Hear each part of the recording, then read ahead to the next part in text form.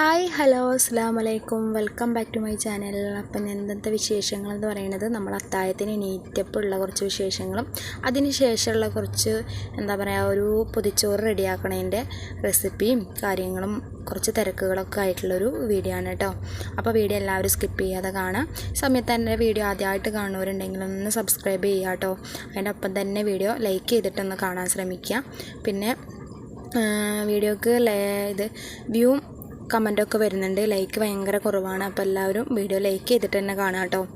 അപ്പോൾ ഞാൻ കാലത്ത് പുലർച്ചയ്ക്ക് എണീറ്റ് ഒന്ന് ഫ്രഷായി പല്ലൊക്കെ ഒന്ന് തേച്ചു, പിന്നെ മുഖമൊക്കെ ഒന്ന് കഴുകിയതിൻ്റെ ശേഷം ഞാനിപ്പോൾ ജീരകക്കഞ്ഞിയാണ് കേട്ടോ. അപ്പോൾ അതൊന്ന് ചൂടാക്കി എടുത്തിട്ടുണ്ട്. അപ്പോൾ ഇന്നലെ വൈകിട്ട് പള്ളിയിൽ നിന്ന് കൊണ്ടുവന്ന കഞ്ഞിയായിരുന്നു, അപ്പോൾ ഞാൻ ഫ്രിഡ്ജിൽ വെച്ചതാണ്. അപ്പോൾ അതൊന്ന് ചൂടാക്കി എടുത്തു. പിന്നെ ഞാൻ ഒരു ഗ്ലാസ് പാൽ എടുത്തിട്ടുണ്ട്, അതൊന്ന് തിളപ്പിച്ചെടുക്കുകയാണ് കേട്ടോ. അപ്പോൾ ഇപ്പോൾ ഒരു 1.5 ഗ്ലാസ് ചായ റെഡിയാക്കി എടുത്തിട്ടുണ്ട് കേട്ടോ. അപ്പോൾ അതും കുടിക്കണുള്ളൂ, വേറെ ഒന്നും ഞാനിപ്പോൾ അത്താഴത്തിന് കഴിക്കണില്ല. സാധാരണ ഞാൻ അത്താഴത്തിനൊന്നും കഴിക്കാറില്ല. അപ്പോൾ അതൊക്കെ ഒന്ന് കഴിച്ചതിന് ശേഷം ഞാൻ അപ്പോഴേക്കും ബാങ്കൊക്കെ കൊടുത്തു. അപ്പോൾ ഞാൻ നിസ്കരിച്ചു. അതിന് ശേഷം കുറച്ച് നേരം ഒന്ന് ഓതാനായിട്ടിരുന്നു കേട്ടോ. കത്ത ഓതി തുടങ്ങിയിട്ടുണ്ടായിരുന്നു. അപ്പോൾ അതൊന്ന് കുറച്ച് നേരം ഓതായിരുന്നു. അപ്പോൾ അതിൻ്റെ ശേഷം ഞാനിപ്പോൾ ചോറിന് എന്തായാലും വെക്കാമെന്ന് വിചാരിച്ചു. അപ്പോൾ ചോറിനുള്ള വെള്ളം ഞാൻ അടുപ്പത്ത് വെക്കാൻ, പുറത്ത് പോകാനായിട്ടൊരു പേടി. ഇപ്പം അധികം നേരം വെളുത്തിട്ടൊന്നും ഇല്ലല്ലോ, ഇപ്പോൾ ഒരു സമയം 5:30 കഴിഞ്ഞിട്ടുള്ളൂ. അപ്പോൾ നല്ല പോലെ ഇരുട്ടാണ്. ഞാൻ ഇറങ്ങിയപ്പോൾ തന്നെ എനിക്ക് പേടിയായിരുന്നു. അപ്പുറത്ത് ഇപ്പുറത്തൊന്നും ആരും എണീറ്റിട്ടില്ല കേട്ടോ, ഒരു അനക്കമില്ല. അപ്പോൾ ഞാൻ അകത്തന്നെ ഗ്യാസുമ്മ വയ്ക്കാമെന്ന് വിചാരിച്ചു കേട്ടോ. അപ്പം അങ്ങനെ ചോറിന് അരി ഇട്ടിട്ടുണ്ട്, വെള്ളം ചൂടായപ്പോൾ അരിയൊക്കെ ഒന്ന് ഇട്ടിട്ടുണ്ട്. ഇനി നമുക്ക് അടുത്ത പരിപാടി എന്ന് വെച്ചിട്ടുണ്ടെങ്കിൽ ഞാൻ ഉപ്പേരിയാണ് കേട്ടോ. അപ്പോൾ പയറും കായും ഉപ്പേരി വയ്ക്കാമെന്ന് വിചാരിക്കണേ. ചാറുകറി, നമ്മൾ പൊതിച്ചോറിൽ നമുക്ക് ചാറുകറി കൊടുക്കാൻ പറ്റില്ല. എന്ന് വെച്ചാൽ നമ്മളിങ്ങനെ കുറേ അധികം ചോറുകൾ ഇങ്ങനെ കൊണ്ടുപോകണമല്ലേ.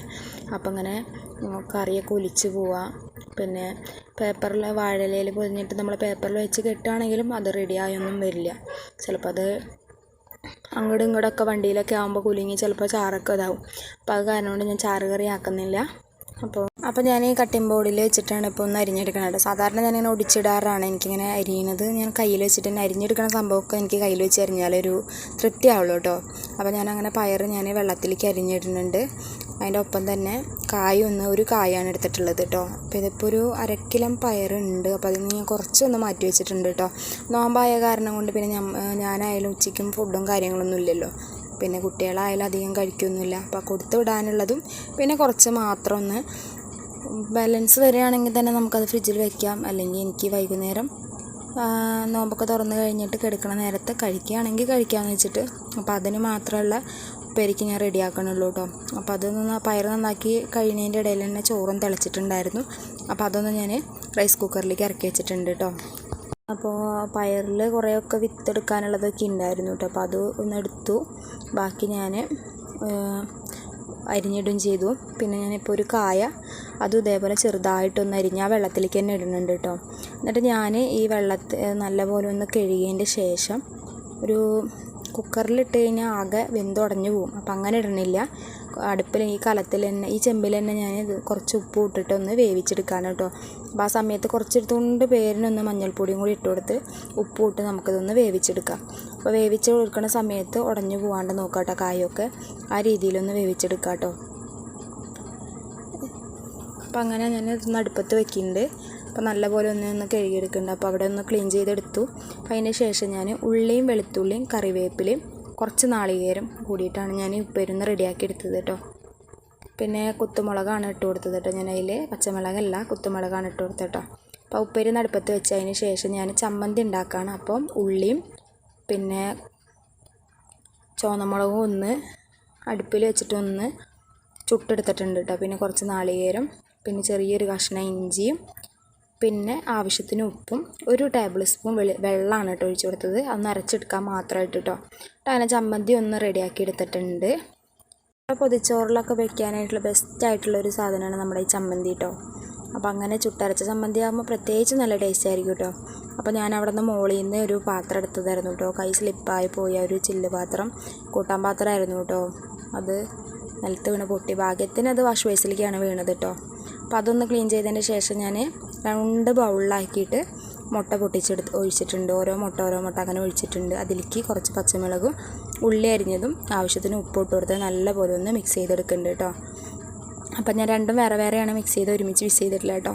അപ്പോഴേക്കും ഇപ്പോൾ സമയം ഒരു 6:15 ആയിട്ടുണ്ട് കേട്ടോ. അപ്പോൾ സുഡാപ്പി ഇടയ്ക്കൊന്ന് വന്ന് നോക്കി എണീറ്റ് പോയി. അപ്പോൾ ഞാൻ ചീത്ത പറഞ്ഞപ്പോൾ പോയി അവിടെ കിടന്നിട്ടുണ്ട്. നല്ല പോലെ തന്നെ മഞ്ഞുണ്ട്. അപ്പോൾ എണീറ്റ് കഴിഞ്ഞ് കഴിഞ്ഞാൽ പുറത്തേക്ക് ഇറങ്ങും. അപ്പോൾ അത് കാരണം ചീത്ത പറഞ്ഞപ്പോൾ ഒന്ന് അവിടെ പോയി കിടന്നിട്ടുണ്ട് കേട്ടോ. അപ്പോൾ അവർക്കുള്ള ചായ ഒന്ന് ഞാൻ വേഗം വെച്ചതാണ്. ഇനി പാത്തൂസ് എണീറ്റ് കഴിഞ്ഞാൽ അപ്പം തന്നെ ചായ വേണം, ഇല്ലെങ്കിൽ ഭയങ്കര കരച്ചിലും വാശിയായിരിക്കും.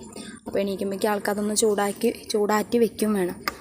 അപ്പോൾ ഞാൻ അതൊന്ന് റെഡിയാക്കി വെച്ചതിന് ശേഷം ഞാൻ ഓരോ മുട്ട ഒന്ന് അപ്പം ഉണ്ടാക്കി എടുക്കുകയാണ് കേട്ടോ. ഇപ്പോൾ ഒന്ന് മുട്ട ആംപ്ലേറ്റ് ആക്കിയിട്ടുണ്ട്. അപ്പോൾ കുരുമുളക് ഇടുന്നവരുണ്ടാവും. ഞാനിപ്പോൾ ഇങ്ങനെ പൊതിച്ചോറിൽ വയ്ക്കാനായ കാരണം ഞാൻ പച്ചമുളകും ഉള്ളിയൊന്ന് അരിഞ്ഞിട്ടിട്ടുള്ളത് കേട്ടോ. അപ്പോൾ അങ്ങനെ മുട്ട ഞാൻ രണ്ടും ഒന്ന് റെഡിയാക്കി എടുത്തിട്ടുണ്ട്. പിന്നെ അതിന് ശേഷം ഞാൻ പൊതിച്ചോറൊക്കെ ഒന്ന് റെഡിയാക്കി എടുത്തു കേട്ടോ. പിന്നെ ഞാൻ അതിൽ പൊതിച്ചോറിൽ ചമ്മന്തിയും ഉപ്പേരിയും പിന്നെ ഒരു മുട്ട പൊരിച്ചതും അതുപോലെ തന്നെ അച്ചാറും മാങ്ങ അച്ചാറാണ് കേട്ടോ ആക്കിയത്. അപ്പോൾ എനിക്ക് പൊതിച്ചോറ് വീഡിയോ എടുക്കണം എന്നൊക്കെ ഉണ്ടായിരുന്നു. പക്ഷേ അപ്പോഴേക്കും പാത്തൂസ് എണീച്ച് ഭയങ്കര വാശിയൊക്കെ ആയിരുന്നു, കാരണം എനിക്ക് എടുക്കാൻ പറ്റിയില്ല കേട്ടോ. അങ്ങനെ 2 പൊതിച്ചോറാണ് ഞാൻ ഉണ്ടാക്കിയത് കേട്ടോ.